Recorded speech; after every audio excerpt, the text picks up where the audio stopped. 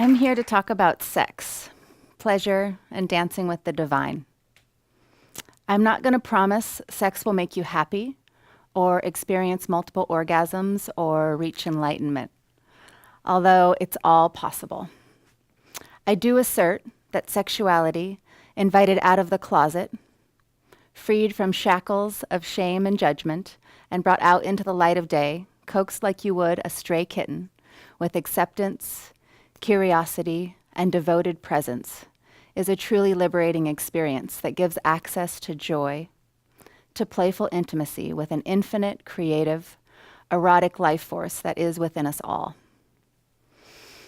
So I was once a lady that couldn't talk about sex. I could talk about it with my girlfriends, but when it came to having it, I didn't know what I wanted or what turned me on. I couldn't ask my lover to slow down or speed up or kiss me here or here. I felt stuck, broken, and in a perpetual cycle of relationships with awesome men. We'd share that sweet honeymoon phase, plenty of sex, floating on oxytocin, until that petered out, the intimacy only got so deep, and my desire flatlined. Which then would start the talks or fights, or the combo of both until we broke up. So then I'd be single again and free, and I'd feel this spontaneous ease and wildness. I'd feel magnetic vitality. I'd meet someone again, and voila, the definition of insanity. Doing the same thing, expecting different results. So I wanted to feel profoundly connected and wildly aroused in relationship. I decided I either need to quit altogether, become a nun, or do something about it. So I dove into the deep end, dedicating my life to sexology, attending human intimacy and sexuality institutes. I hungrily gobbled up and tried on teachings from ancient wisdom, modern science, and spiritual mojo. I jumped into somatic practices, exploring erotic embodiment, orgasmic breathwork, and nature rewilding. I spelunked my inner worlds of self-love, desire, and fantasy.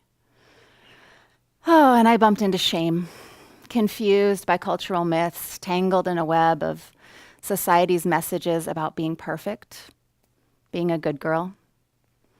And all this had kept me stuck, seeking and consuming and feeling broken and unloved. And I kept going. I embraced my supportive, curious, and diverse community of sexplorers and erotic adventurers, and enlisted experienced reflection from friends and coaches and others that had walked before me. And lots of phone calls to Mom. Thank you, Mom. I learned something miraculous. I'm a divine being. I'm not broken. There's nothing to fix. I just needed to align and love and accept all my parts. My dedication and joyful obsession with intimacy and relating, along with my love for somatic inquiry and clear seeing, blossomed, and I started supporting others in their erotic discoveries.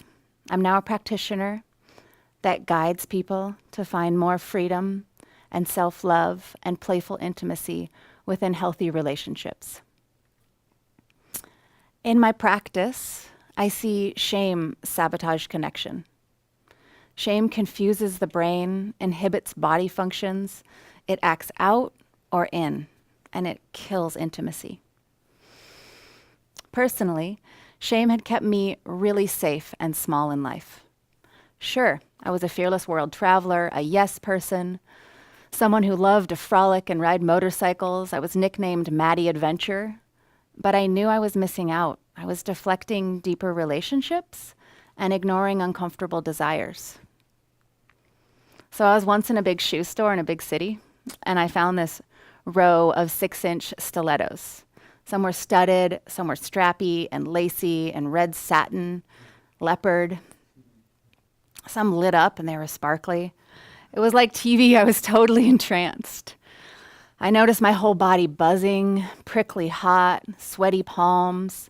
My heart was pounding and my legs were a little bit frozen. I felt embarrassed and terrified and turned on by these shoes. Then all these judgments flooded in about how impractical and unhealthy for my body, stories about the people that wear heels, what would it mean if I did? How could I possibly be safe walking down the street? I'd get raped. I'd be asking for it. I'd be stupid if I wear those. And then the perfectionist spoke. She's a really loud one in me, saying I would look dumb and lack grace. I'd walk choppy, and for sure I'd fall over and be laughed at. Okay, so a self-therapy session in a shoe store. Who would have thought I could have so much shame and hidden messages wrapped up in shoes? I was aroused by them. Clearly, these stories weren't mine. I giggled, flushed with heat, and kept digging, fascinated. For me, heels represent power, erotic rock stars, and being seen. And all this felt outside my comfort zone completely. I longed to meet my desires and fears head on and live love as the motivating force. I aimed to know my turn-ons and wildness, to push my growing edges in relation to others with partner dancing, performance, and sex. So I started wearing heels, mostly wedged starter heels, and taking partner dance classes, in dedication to this awakening erotic intelligence and embodiment. Eventually, I even made it onto stage performing burlesque, which lit me up for weeks after. So through these practices, I learned to trust my body's wisdom, to choose me instead of shoulds put on me by society. I write my own stories to believe, and I take my power back. I learned to own and respect my power, as one would be wary of the force of the ocean and not turn their back to crashing waves. I can be powerful while remaining in flow without struggle or force. My intention to shine more brightly, shamelessly, and pass the torch to uplift everyone. I learned that I can take my time. I can take up space. I can saunter in the slow lane with a friend, arm in arm, or with sex, I can let my arousal build at my pace, knowing what I need to ripen and how to ask for it. And finally, that I have to learn this through my body for it to fully be integrated. I had to wear heels for direct experience to know myself and how it felt. I couldn't talk it into reality or learn it in books. That only took me so far. Especially with deconstructing shame and repatterning the nervous system. You gotta feel it to heal it. Another trap I believed, and I see my clients struggle with, is that my partner is supposed to know what I want and give it to me, that it's their duty as my lover to arouse me. Any truth in that? I love debunking this myth. I see clients craving more sex and touch and intimacy, yet aren't personally in touch with their own erotic nature and want their lover to awaken it for them. Or when they try to give love and it's not how the other one wants it, but they can't share what they do want. Often the shame of not knowing or the experience of rejection causes conflict, and the total opposite of frisky, sexy time happens. It's a common defeating loop. Your partner can't read your mind. It's not their job. Sorry. If you can resonate with any of this and you don't know what you want, how's that working for you? It's your duty to get curious and in touch and discover bodily pleasure for yourself. What sparks your desire? Bring your voice and ask for it. If this is new, it will feel awkward and clunky and maybe disappointing at first. Be gentle and remember you have training wheels on. Being grown up doesn't mean you have it figured out or you do it perfect. I still blush with shyness and hesitate with my edgy requests.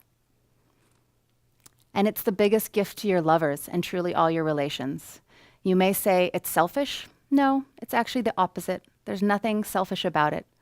The most generous thing you can do is love yourself and explore what feels good, what floats your boat. So what's stopping you from seeking to know? What would it look like, and how would it feel if you did know? You'll never get what you want if you don't risk asking. You're a magnificent treasure chest of pleasure, so start exploring so that you can show people how to love you. We often need to start really small with simple baby steps. I'm going to share an easy self-care noticing practice called HALT. Try this before any date or meeting, especially if you've been rushing and juggling details. It can calm the nerves and identify what basic needs have possibly been missed. It makes connection with others so much sweeter. HALT, pause, take a deep breath. Tune into your internal world and ask yourself, am I hungry, angry, lonely, or tired?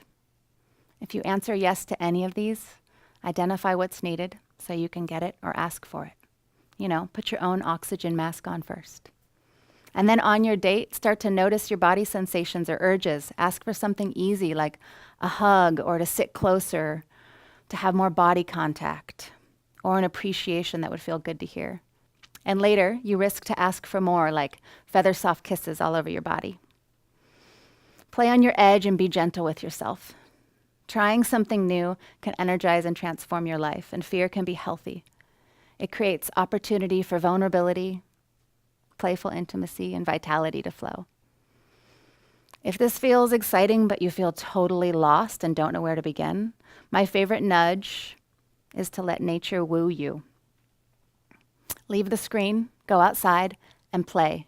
Get dirty. Stand on the earth next to a tree and look up at the squirrels. Stick a flower in your face and inhale deeply. Let the wind caress you. The secret here is that sex is not just about spark and passion. Truthfully, most people need to relax and unwind and soften the edge and surrender incessant doing before any arousal is available, which is where the divine dance with nature is here to meet you, readily accessible. Smell the earth after a fresh rain and let this spirited relating nourish you. Research in neuroscience has shown the smell of rich soil releases oxytocin in humans, the same happy bonding hormone that flows between mother and child or between lovers. So get dirty. Life and sex are messy. Don't worry, you're washable. Thank you.